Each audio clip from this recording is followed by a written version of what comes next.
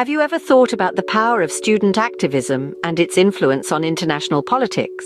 Well, in recent weeks, this question has been brought to the fore in a very tangible way. Starting from late April 2024, pro-Palestinian student protests began to spread across the globe.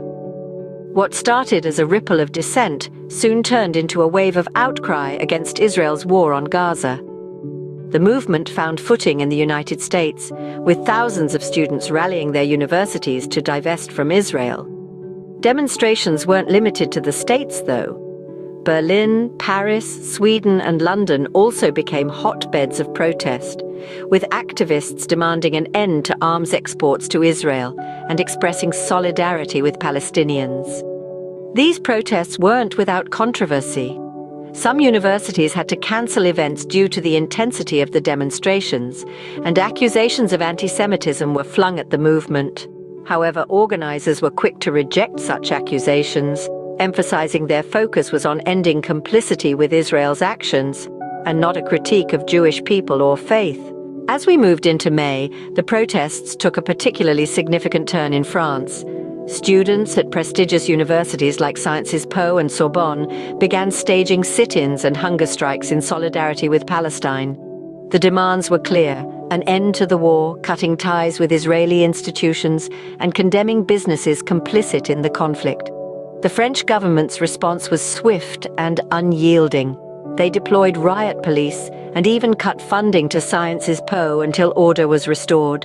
Despite this, the protests did not stop. On the 3rd of May, French police removed over 50 pro-Palestinian student activists from Paris's Sciences Po University after negotiations broke down. This series of events sparked debates about freedom of expression, government pressure on universities, and societal divisions related to the Middle East conflict. The French Prime Minister's office vowed to deal with the protests rigorously, suggesting an ongoing tension between the students and the government. So what can we take away from all of this? First, student activism is a powerful force that can influence international politics. Second, the issue of the Middle East conflict is deeply divisive, and the freedom to express one's opinion on it is a contested space. Lastly, universities are not just for education. They're also a battleground for ideological struggles. In the end, it's not just about the protests themselves, but what they represent. The desire for change, the courage to stand up for one's beliefs, and the ongoing debate about the boundaries of freedom of expression.